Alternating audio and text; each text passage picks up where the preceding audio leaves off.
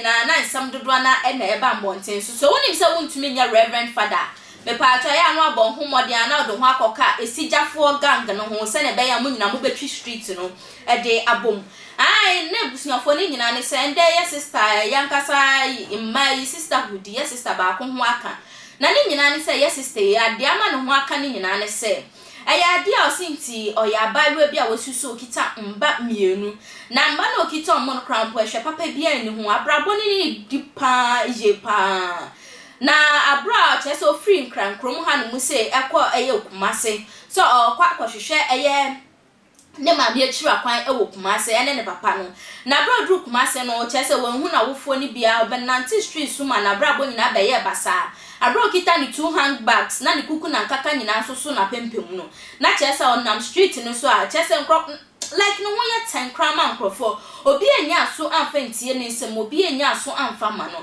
na nam so ma chese ohwe mesia street no so entumi endi moa na eno kai say abra ye ne ma me ekọ Catholic church a chese every year no ne ma me de no ko festival bi our Catholic sorry ho no chese afa she bi omudi Assumption of Mary na chese ne ma me de no ko no kai say there bi ene sa de ma me nko Roman sorry bi na me nko hwe se metumi anyambo a oso bon ho mode ade ne hu wura Roman sorry mu na bro de ne hu wura Roman na sorry ni mu no na chese bibia akoye de man ama eye priest oda asori na no ko hu no ne kasa na priest ne kasa metumi aboa ba nsa na metumi aboa no handbag mienu mba mienu na muo echi no fom ko eye orphanage home na tumi de copy mo orphanage home a eye ade am yankasa metumi ama wejuma ye metumi ahwe fine because they oba ekra we nutia eta ba we sin to tie papa ne nsem a papa ne ma na aduane din ma ne siesie no ho ma ne sika ne bibia o yo okay eti dia aka se ejuma so be ma no na nkwala ni nto ntumi ma na ejuma adi so de nkwala na ko orphanage home no ana obo no ho mode ade nkwala yi ko orphanage home de nkwala no ko pie mu wo orphanage home ebusuafo pewe ni behwe orphanage home for no eje eye nkwala no na bro mo je nkwala no amosi peni no metumi ade kitu ade di osa na obo no ho mode abe free Catholic father ye ma Catholic father yo ka chen se ni se no osinti okay bra mesha dia meye na insam ne dia me pese ne nyina ebe firi me ho abanti yankwa ne yankobo ye ni akon ma ne ntie insam no mu ye tie nsam no mu ye pa na otumu se Roman father fo ne dodo na omo ye Roman father Roman sister no mo ne omo ho deda wa sorry dem no mo wa sorry dem yankwa ne yankwa hwembra ho nti omo mututu kwai no mo da ho no wetua 2 cedi na ama okete na wa da ho na me ne me ba mienu no ye da oh da ho for how long? Oh, for more than a month. Oh. But then I'm a baby. Hey. Now then the lorry station ho. Mensu Kafra. Mensu. I did see na public shower or on the microphone. Edward. See me the man the call. Now my social mommy, na media, cause I call also. Na was a social media. Asempa FM. Yeah, no, na wanting to na radio na. It's na my dad wants some bread. Let say I may call him Papa ya my best me. Me who no. It's me sakwa crab you man. And I'm it's now son I made and I make I say me mammy or a Catholic. Or Tiasino every year piano, not the Yakwa Kumasi, Honomo. Kumasi born growth. Okay. And I say Roman Catholics for no. Every year more program or more year. Your friend no Assumption of Mary. Into more free north Cape Coast baby on my shame or honomo no more bompire. Into a die war or mudemo muncheska. It's me tiona my frustrated no. And I may just say, why don't I go to Kumasi? Because from Kwewu to Honomo no. And what? And I may say, Mekoho. It's me call no, na me by them po. And then I will me say, first, now my phone, the medipo me nibi. Me ti wa ba sam because no be store no po.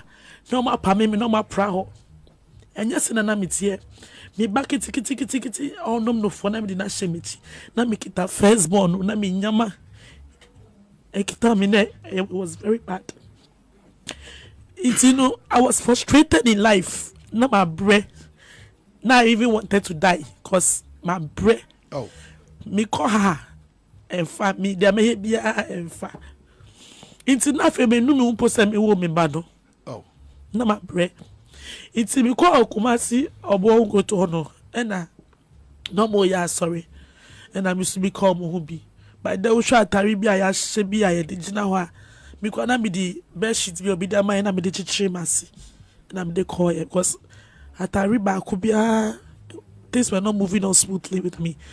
It's me do or no. I'm a poor soleno and I make I say, if I say mini penny ne wano. And Casanami de Massem. Asempa FM. Roman, hold on, sorry no. Roman saw him. Okay. See me the masem etu many. And I catch me say, I say dear parish. Inti say bibi na was me ko parish priest no. Na me de masem nyina etu ni. Roman so for penina. Patron. Bo grow to no. And I see you. And I'm saying na my me penny na ma also menko. Ti me call no na me catch ni so.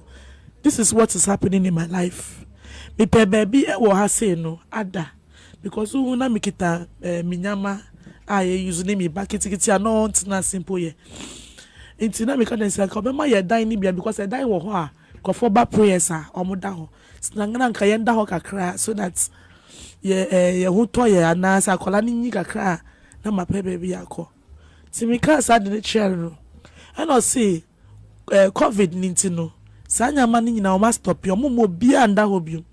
First na no mo mankrofo edaho. But what they say we share on Facebook, no share video na maye. Now you been so abaso tentem. Yanto aso. Inti oka sad ni chairman. And I see. Inti si if na me ko biom. Me sta kwa that time station ho no mo. E wa Accra na me sta kwa nkoko lorry station ho. Akwa da ni nkola we. E rade me here da inti mi pa na just mama me nda ho. Kakra bi na me fa bo abo me no. E no hwam no ka chere me say. Me fa me nkola me no nkomo obi. Na me agasa mi sambra ni nchai. No baba me adwuma amamaye. Sani pa no ye hwan? Oye Roman Father wo. Okay. Catholic priest wo hono. Na says father ya de pa. Sa de ni de oya de. Okay. Nukra ni nyame anim. O ma ye aduane ma ye die because na come die. Oh. Die be dimpo na ni bi to ma ye aduane ma ye die. E no ma me 200 cedis say fa ka.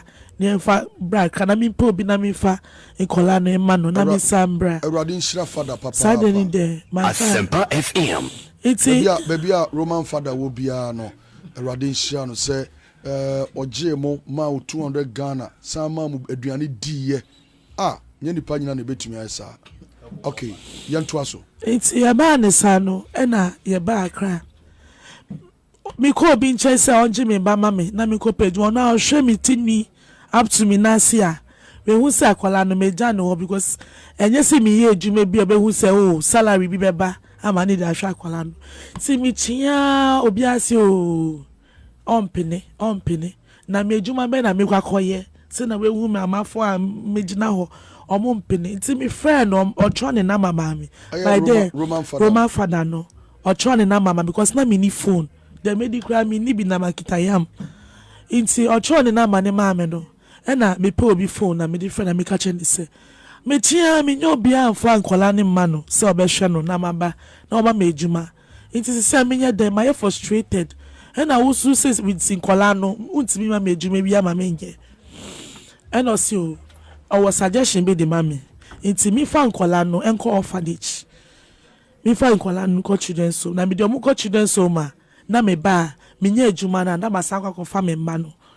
Me so me shwesa na ma bre. Me first born ni cry to marry na ma. No yari. Me nis coming be to edru. It's me shwesa na ma ye frustrated na. And I me ka say you miss me pine so. And I me call children's home ben Odin Chronicle. It's me call Kaswa. Me to say see orphanage be on with the nice. Kola no me show me ye na me call Kaswa. Social welfare. We see orphanage no they operate under social welfare. It's also no major Kolando. We have to go through social welfare. And I me call social welfare for social welfare for no who said am I nimpono. I will say baby even no more kase. Akola no woman chaya me han kola no. It's by then, no, it was on a Friday. Na adia ya say we are mepon. It's a muka me say, so measure me na makoda bon team be omni die. omo mpeni nti orphanage bi ben omo your friends are orphanage no Good Shepherd. Okay. Nti omo minimum pa Good Shepherd orphanage. Yeah. It's omo my yes several donations or yeah. Good Shepherd. Oh, nice. Omo school near. Yeah, any sorry nyina. Yeah. Nti omo ni me call orphanage on omo pa ma cho say omo hwe me condition ye da bonte. Nti no mum gi ye wo hono mo na yenda hono for the weekend. Monday ba no matimi actual letter no maji akwala na ko orphanage. And I'm some opinion so I'm my dying. Na mini nkwala mini orphans for no and then that dying. It's no my aduani my di I'm sure you come. Monday by no and a social welfare for catch me say omo betimi aboa me but me back ticket na onom no phone no omo ntimi nje no. It's no penny ni pen no betimi anje no and omo ji penny no. So omo ji penny no. And I can't get one me fair because now man watch and you them are making sure say my teaching me to me maybe I could be a Roman Father in number no because on the old boy yes it's no my cheaper in fact they do baby come the shame me team see I can with team because na me person by la what train number ni good e go me team see nti me Andrew say la me wu onu na catch me say me fan kola do company na me run normal me juma it say me lose na money dia na che say me wie ena me yidi obi phone na me different na enkura ne papa we onu de ba ko na me say on si wawale okay ni yini kwa won me ena ba ko no susu na me nti ne nke bio yento aso nti besi na kura nti ne nka ba first one papa na adua ba fie okay first na adua wonguram ji aba fie okay Asempa FM yento aso pacho yento aso pacho nti me ji obi phone na me friend na me catch ne say ya ji me ba penny no but kitwa no de omo se osua nti akola osua sa no ya intensive care and the cost of living very high or some top milk man akola onum no fa ya ntwa ne de nti no omo ni resources am de betima da hwe a baby nti no enu de all with me and Roman Father no say sakola no wa me nchen a ontimi mama adwuma bia enye na edi adwuma pa no pese ode ma wa pacho at that time no one can share me na wa misa they be okay yento aso inti a man is ano ena misi minya then no catch me say I can try another orphanage that is not the only orphanage I wo ho inti mi nko different place inti mi hwemwa na make her say okay me kwa Accra ena me call social welfare from head office ena me throw letter say ni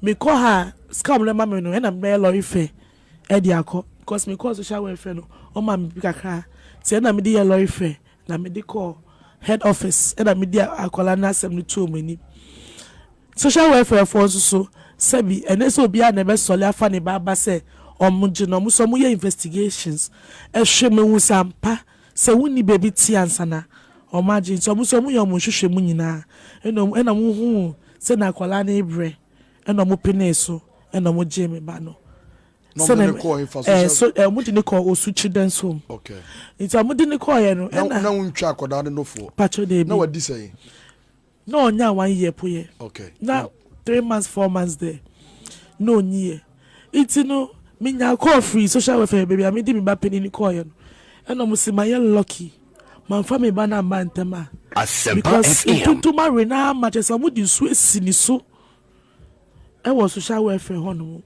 orphanage hono omo si mama ntuntuma ria akwala ne tuntum wo akwala ne moja ni mo e na me din da bonti afipka no mo ye ya me susu me ni choice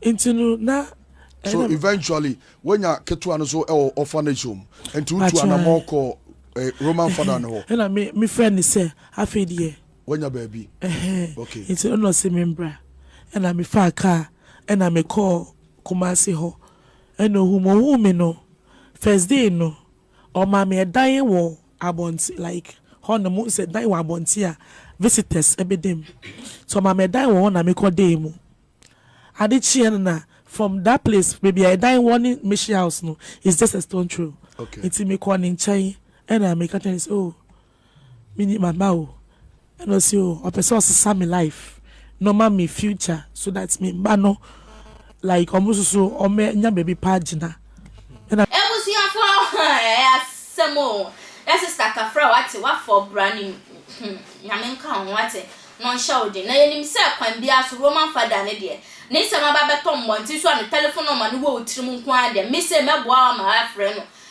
we have to bring him down because eba ne se na Roman Father wonim se wuntumi show ho so ade nti na akoye Roman Father anasa gown na show na ne na ye ofe when introduce obi baba to night club ejuma o wie so asanso ne dada ya Ab0rtion akese Roman Father mesra wada Radina Kasa, we are not here to judge. God is the only one to judge. I high attention TV to bon mo dey aso be like you share wa comment away videos in na eso. Umu abontia frame ohema echa.